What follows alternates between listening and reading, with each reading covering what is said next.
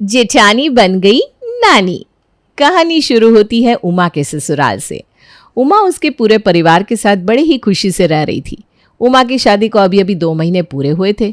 उसके ससुराल में सब लोग बहुत अच्छे थे, लेकिन अपनी जेठानी के साथ कैसे बात करे वो उमा को अभी तक समझ में नहीं आया था, क्योंकि उमा की जेठानी कुछ भी पूछो तो गलत जवाब देती थी और ना पूछो तो बेवजह सलाह देती थी और कई बार तो बातों का बतंगड़ बना देती थी। उमा, कहाँ हो तुम? जल्दी आओ।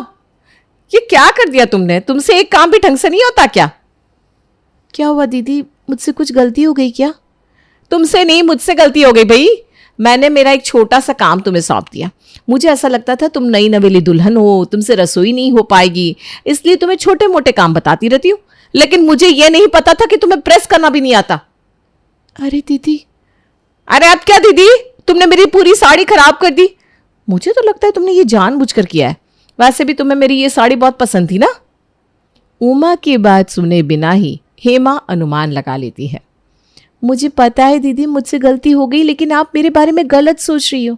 माना कि मुझे ये साड़ी पसंद थी, लेकिन मैंने ये जानबूझकर नहीं किया। मैं प्रेस कर रही थी तब पीहू को।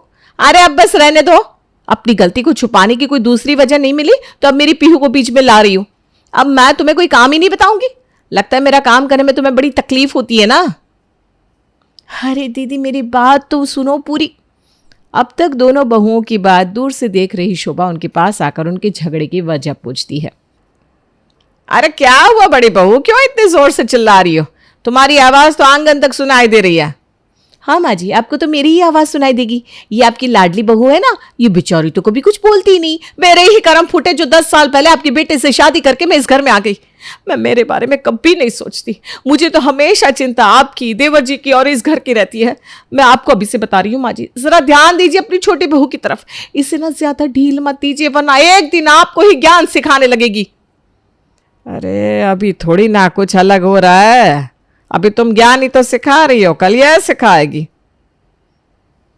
कुछ कहा आपने माँ जी? अरे नहीं नहीं, कुछ नहीं। उमा को भला बुरा सुना के और माँ जी को बिन मांगे सलाह देकर हेमा अपने कमरे में चली जाती है।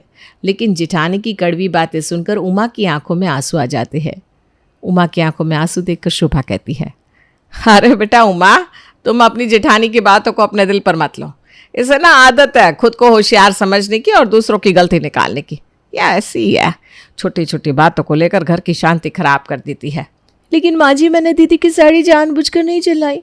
वो तो कल मैं प्रेस कर रही थी, तब भी वो साइकिल से गिर गई। उसे लगी तो नहीं, ये देखने चली गई और साड़ी की तरफ ध्यान नहीं रहा। मैंने दीदी से माफ़ी भी मांगी, लेकिन उन्होंने मेरी एक नहीं सुनी। अरे मुझे पता है बेटा, तुम जानबूझकर कोई गलती नहीं करोगी। हर बात पर चिढ़ना, अपने मन के तर्क लगाना उसका स्वभाव है, वरना वो भी ना दिल की बहुत अच्छी है।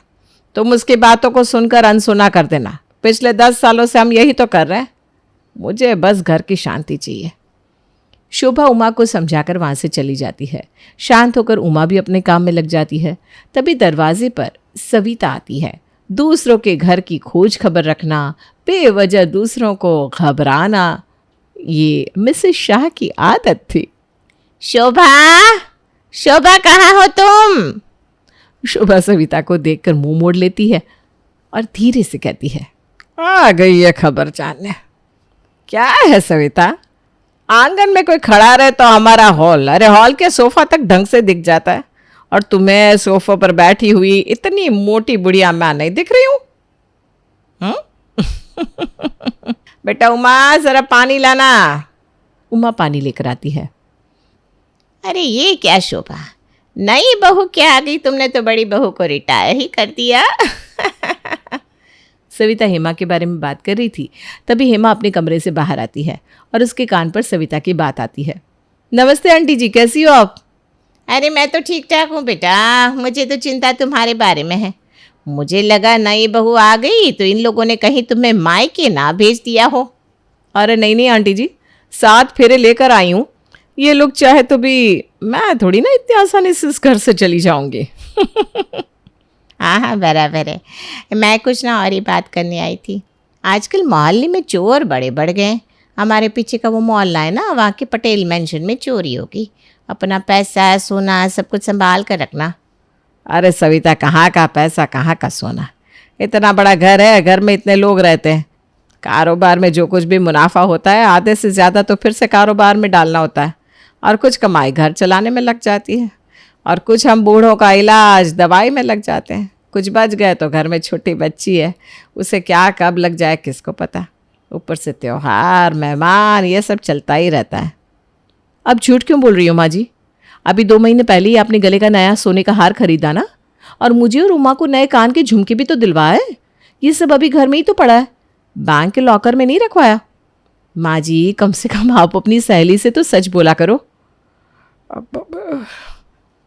शोभा मुंह पर उंगली रखकर आंख बड़े बड़े करके हेमा को चुप करने की कोशिश करती रहती, लेकिन हेमा अपनी सास की एक बात नहीं सुनती, वो तो बस बोले ही जाती है। अरे माँ जी, अपनी सहेली से क्या छुपाना, अब हम अमीर हैं तो है बस। आपको पता है सविता आंटी, हमारे घर का रिवाज ही है, जब भी कुछ शादी ब्याह होता है ना तो हम हीरे मोती सोना चांदी ऐसा कुछ खरीद ही लेते हैं। मैं तो कहती हूँ आप भी ना ये बेटी की डॉक्टरी पर फिजूल का पैसा खर्च करने से बेहतर है ऐसी सारी चीज़ों में इन्वेस्ट कर दो। वैसे भी आपकी बेटी कितने साल से पढ़ाई कर रही है, डॉक्टर तो कुछ बनी नहीं। हिमा बस भी करो अब, जाओ पीहू स्कूल से आइए, उसे भूख लगी होगी। उसे भगाने से या चुप कराने से कुछ नहीं होगा शोभा। मैं यहाँ अपना समझ कर आई थी और तूने मुझे पराया कर दिया। तुम इतनी बखूबी से झूठ बोल रही हो जैसे मैं तुम्हारा सोना लूटने आई हूँ। अरे नहीं सविता, ऐसी कोई बात नहीं है। तुझे पता है ना, हेमा को बस बोलने का बहाना चाहिए, इसे हर किसी की बात में बस टांग अड़ानी होती है। अब मुझे समझाने से कोई उपयोग नहीं है शोभा। आज तूने हमारी बरसों पुरानी दोस्ती को झूठ बोलकर कलंक लगा दिया। जाती हूँ मैं। ये बोलकर सविता शुभा के घर से चली जाती है। सविता के जाते ही हेमा फिर से शुरू हो जाती है। पता नहीं माँ जी, आपको लोगों के सामने मुझे बेइज्जत करके क्या सुकून मिलता है। मैंने फिजूल की ऐसी कौन सी बात कह दी, सब कुछ सच ही तो कहा। देखो बहू, मैं तुम्हें कुछ बोलती नहीं, इसका मतलब यह नहीं कि तुम हर बार सही होती हो, और घर की आम बातें ऐसे बाहर के लोगों को नहीं बताई जाती, चाहे वो कितने भी खास क्यों ना हो। और तुम्हें सविता का स्वभाव पता है ना, उसके पेट में कुछ रहता ही नहीं। तुम्हारी ये बेवजह की दिखाई गई होशियारी कहीं तुम्हारे साथ हम सबको भी सड़क पर ना ले आए। माँ जी, इतने सालों में पहली बार आप मुझ पर गुस्सा हो गए, वो भी इतनी सी बात पर। मुझे तो लग रहा है कि आपके मुंह से मेरी देवरानी बोल रही है। मैं तो सब कुछ सह लूंगी चुपचाप, लेकिन कहीं मेरे साथ जो खेल आप खेल रहे ना, वो आपकी लाडली बहू आपके साथ ना खेले। देखो सतर्क रहना। मेरा काम था, मैंने कह दिया। कहाँ की बात कहाँ ले जाकर, और हर बार की तरह उमा को दोष देकर हेमा वहां से चली जाती है। बेचारी उमा सब कुछ सुन लेती है ताकि घर में शांति बनी रहे। शाम के टाइम पे शोभा सोफे पर पैर रखकर टीवी देख रही थी। उसे सोफे से उठना था लेकिन उसे तकलीफ हो रही थी। तभी हेमा बाहर से कुछ लेकर आती है। अरे उमा बेटा, इधर आना, ज़रा हाथ देना, आजकल ना हाथ पैर बड़े दर्द कर रहा है। हाँ माँ जी, अभी ठंड भी ज़्यादा पड़ रही है ना, तो शायद आपको जोड़ों का दर्द हो रहा होगा। कहाँ का जोड़ों का दर्द? माँ जी, आपको ना सुबह जल्दी उठना चाहिए, गार्डन में घूमने फिरने जाना चाहिए, भगवान की पूजा अर्चना कीजिए, तुलसी माँ को जल चढ़ाइए, फिर देखिए आपका ये सारा दर्द चुटकी में गायब हो जाएगा। मेरी माँ भी ना सुबह जल्दी उठकर यही सब करती है, और पीहू की बुक में भी ऐसा ही लिखा था।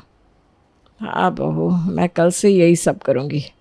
अब तुमने जो बताया उससे तो फ़ायदा ही होना है। हाय बड़ी होशियार, सुबह देर तक सोती रहती है और ज्ञान मुझे दे रही है सुबह जल्दी उठने का। हेमा वहाँ से चली जाती है और उमा शुभा के पैरों पर तेल लगा देती है। अगले दिन सुबह उमा हेमा और परेश के लिए चाय लेकर उनके कमरे में जाती है। हाय राम उमा, तुम ऐसे हमारी चाय लेकर हमारे कमरे में मत आया करो। क्या हुआ भाभी, आपको पसंद है ना आराम से बैठकर अपने कमरे में चाय पीना? अब तू भी मुझे ताने मार रही है मेरी पसंद को लेकर? अरे नहीं भाभी, मैं ताने नहीं मार रही हूँ, आपको पसंद है तो इसमें क्या गलत है। लेकिन हमारी सास को तो पसंद नहीं है ना ये। उन्हें लगेगा कि मैं तुम्हें सताती हूँ, तुम पर जुल्म करती हूँ। नहीं भाभी, ऐसा कुछ नहीं होगा। माँ जी ने कहा है कि अगर कभी कभार आपको पीहू को स्कूल के लिए तैयार करने में देरी हो जाए तो आपकी चाय मैं कमरे में लेकर आ जाऊँ। वैसे भी माँ जी तो अभी सो रही हैं। हाँ फिर ठीक है, नहीं तो मुझे कोई ज़रूरत नहीं है, मैं अपना काम खुद कर सकती हूँ। तुम्हें पता है ना मैं कितनी होशियार हूँ, घर के सारे काम कितनी आसानी से कर लेती हूँ। हाँ भाभी, मुझे पता है, आप बहुत होशियार हैं। चलो अब आ ही गई हो तो ये पीहू को लेकर जाओ। मैंने इसे नहला दिया है, बस स्कूल के लिए तैयार कर देना और इसका टिफ़िन पैक कर देना। हो जाएगा ना तुमसे? नहीं होता है, अगर कुछ मदद लगे तो मुझे आवाज लगा देना। पीहू जाओ, आज चाची स्कूल के लिए तैयार करेगी। हमारी पीहू को उमा से बड़ा लगाव हो गया। देखो कैसी खुश थी जब तुमने कहा कि आज चाची तैयार करेगी। इतनी छोटी सी बात पर खुश हो गई। लगता है तुमसे ज़्यादा पीहू को अपनी चाची से तैयार होना अच्छा लग रहा है। ऐसा कुछ नहीं है, मुझसे अच्छे पीहू को कोई तैयार कर ही नहीं सकता। वो तो बच्ची है, उसे क्या समझ है अच्छे बुरे की। वो तो कुछ भी कहो तो चाची चाची करने लगती है। चाची की चमची कहीं की। तभी कुछ धबाक से गिरने की आवाज़ ड्रेसिंग टेबल की तरफ से आती है, जहाँ पर परेश था। परेश, इसमें इतना चिल्लाने जैसा क्या है? बस एक बैग ही तो गिरा है।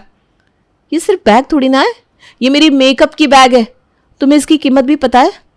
तुमसे एक भी ठीक से नहीं होता काम। मेरा पूरा मेकअप का सामान खराब कर दिया। अरे सॉरी ना, गलती से हो गया। लेकिन तुम्हें भी क्या ज़रूरत थी मेरी फाइल्स के पास तुम्हारी मेकअप बैग रखने की? मेरी कोई गलती नहीं है, मैंने ठीक से ही रखा था। लेकिन चीज़ों को इधर उधर रखना, तोड़ना फोड़ना तुम्हारी आदत है। ये मेकअप का बॉक्स मेरे भैया ने मुझे राखी पर दिया था। वैसे भी तुम मुझे कहाँ कुछ दिलाते हो, ऊपर से मेरी सारी चीज़ें खराब कर देते हो। एक काम तुमसे ढंग से नहीं होता। रखो वो गिला टॉवेल भी अब बिस्तर पर रख दो, मैं हूं ना उठाने के लिए। परेश को बिस्तर पर गीला टॉवेल रखते हुए देखकर हेमा गुस्से में कहती है, अरे मुझे पता है सारे काम अच्छे से तुम कर लेती हो। हम सारे तो बस गलतियां करते रहते हैं। बाकी का लेक्चर मैं ऑफिस से आने के बाद सुनूंगा। अभी मुझे ऑफिस के लिए लेट हो रहा है। परेश ऑफिस चला जाता है और हेमा उसकी तरफ देखकर मुंह बना लेती है। शाम के समय उमा के ससुर प्रभाकर अपनी पत्नी यानी कि शोभा से गप्पे लड़ा रहे थे। परेश की माँ, छोटे से दुकान में हमने हमारा व्यापार शुरू किया था। आज जब हम हमारे बड़े बड़े कारखाने देखते हैं ना तो दिल को बड़ी खुशी मिलती है। हमें आज भी याद है आपने कैसे जोड़ तोड़ कर हमारी यह गृहस्थी बनाए रखी। क्या जी, आप भी पुरानी बातों को लेकर बैठ गए। आज जब हम ये सुख शांति, हमारे बच्चों में जो प्यार है वो सब देखते हैं तो सारी पुरानी दुखी बातें पीछे छोड़ देते हैं।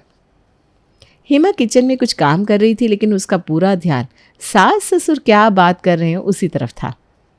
परेश की माँ, राहुल कह रहा था कि अब कारोबार ठीक ठाक चल रहा है तो इस साल का जो मुनाफा हुआ है उससे हम कुछ प्लॉट्स खरीद के इन्वेस्ट कर देते हैं। आपको क्या लगता है, राहुल सही कह रहा है? शोभा कुछ कहे इससे पहले ही बिना पूरी बात सुने हेमा आकर बीच में ही बोल पड़ती है। अरे वाह पिताजी, जब कारोबार की शुरुआत के दिन थे तो कारोबार में परेश जी ने आपका हाथ बटाया, और अब जब कारोबार ठीक ठाक चलने लगा है, कुछ मुनाफा आने लगा है, तो आपको इन्वेस्टमेंट करने से पहले पूछना ना सही, कम से कम परेश जी को बताना तो चाहिए था।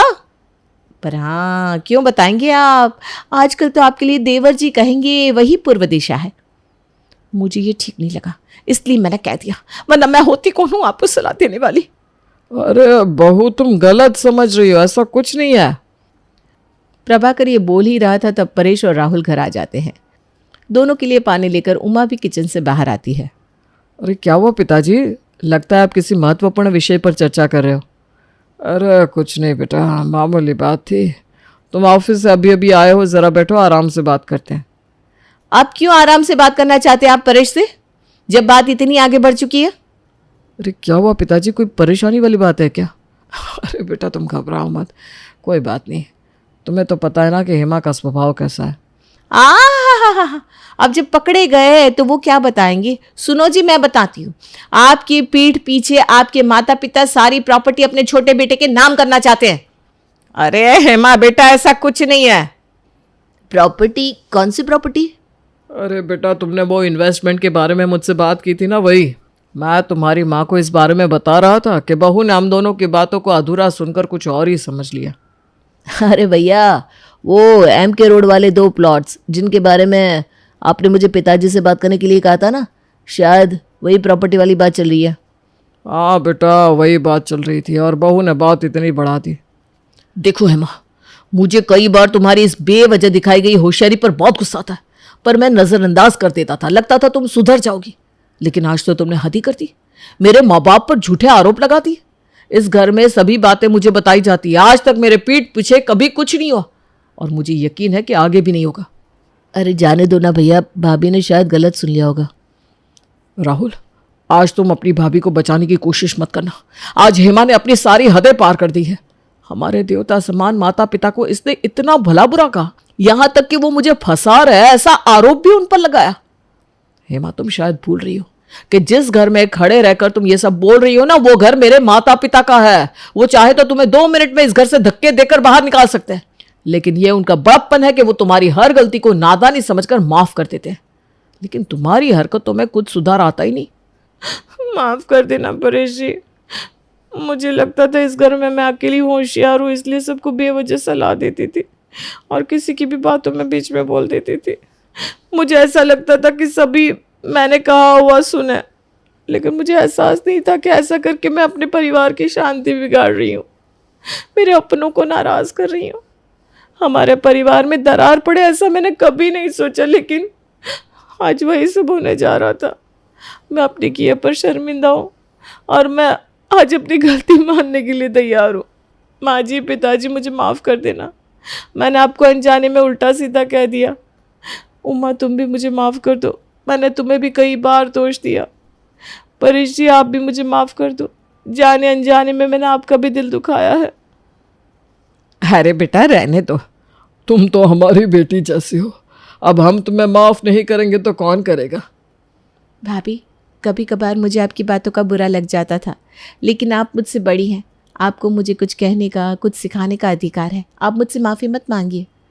हेमा को अपने किए पर पछतावा हो रहा है, ये देखकर सभी लोग उसे समझाते हैं और उसे माफ़ भी कर देते हैं।